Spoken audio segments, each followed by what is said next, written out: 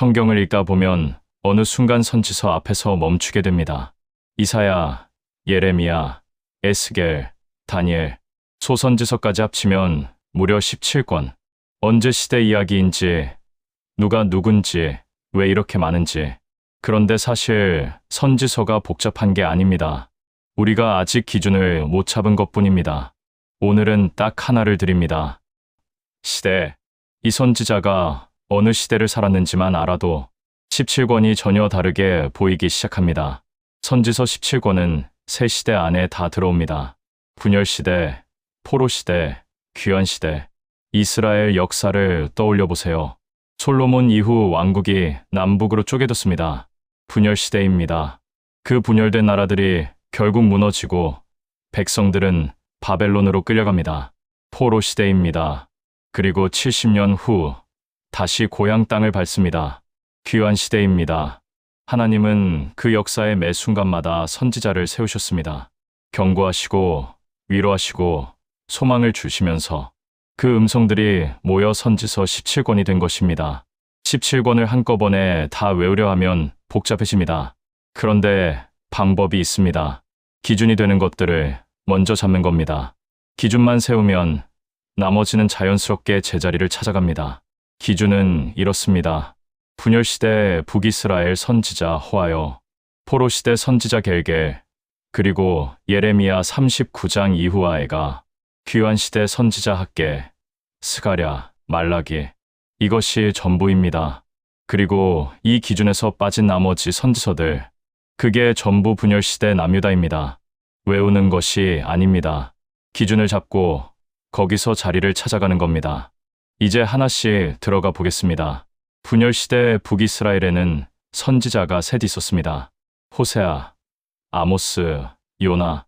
앞 글자를 따서 호아요로 기억하세요. 호세아는 끝까지 북이스라엘 곁에 남아 하나님의 사랑을 외쳤습니다. 아모스는 남유다 출신이었지만 북이스라엘로 파송되어 정의를 선포했고, 요나는 북이스라엘 사람이었는데 정작 사역지는 아수르의 수도 니느웨였습니다. 셋 다 북이스라엘과 연결된 선지자들.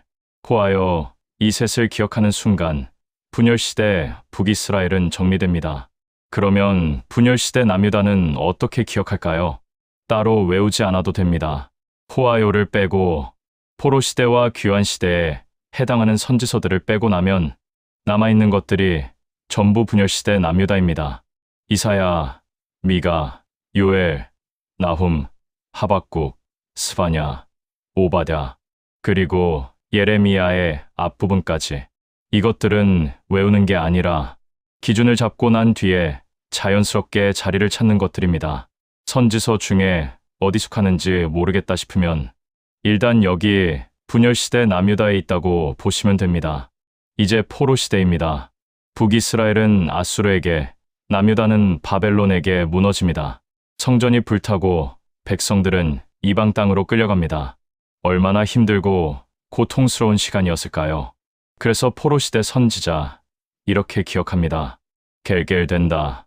겔겔, 에스겔, 다니엘. 포로시대가 얼마나 겔겔한 시간이었는지 이름만 들어도 느껴지지 않습니까? 에스겔은 포로민들과 함께 바벨론 땅 그발 강가에 앉아서 사역했습니다. 백성들과 똑같이 이방 땅을 밟으며 하나님의 환상을 받고 말씀을 전했습니다. 다니엘은 바벨론 왕궁 한복판에 서 있었습니다. 사자굴도 풀무불도 그 어떤 압박도 다니엘을 꺾지 못했습니다. 그리고 여기에 두 가지가 더 있습니다. 예레미야 39장 이후, 그리고 에가입니다. 예레미야는 분열시대 남유다에서 사역을 시작했지만 39장에서 예루살렘이 함락되는 그 장면을 기점으로 포로시대로 넘어갑니다. 39장이 역사의 분기점입니다. 에가는 그 현장에서 쓰인 통곡의 기록입니다. 성전이 무너지고 백성이 끌려가는 것을 두 눈으로 목격하며 예레미야가 눈물로 써 내려간 책입니다. 포로시대 겔겔, 예레미야 39장 이후, 에가.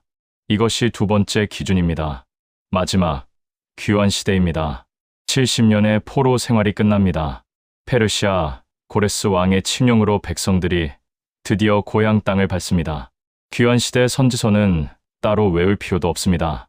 선지서 순서상 맨 마지막 세 권이 바로 귀환시대입니다. 학계, 스가랴, 말라기. 학계는 돌아온 백성들에게 외쳤습니다. 성전을 지으라고. 스가랴는 환상과 예언으로 오실 메시아를 선포했고, 말라기는 구약의 마지막 목소리가 되었습니다. 주의 길을 예비하라. 이 한마디를 남기고 구약은 400년 침묵에 들어갑니다. 그리고 신약이 열립니다. 선지서의 끝이 신약의 시작을 준비하고 있었던 것입니다. 오늘 우리가 잡은 기준을 다시 한번 정리해 봅니다. 분열시대 북이스라엘 호하여, 호세아, 아모스, 요나, 포로시대 겔겔, 에스겔, 다니엘, 그리고 예레미야 39장 이후와 애가, 귀환시대 학계, 스가랴, 말라기, 그리고 이 기준에 들어오지 않는 나머지 이사야, 미가, 요엘, 나훔, 하박국, 스바냐, 오바댜. 이들은 전부 분열시대 남유다 선지자들입니다. 외운 게 아닙니다.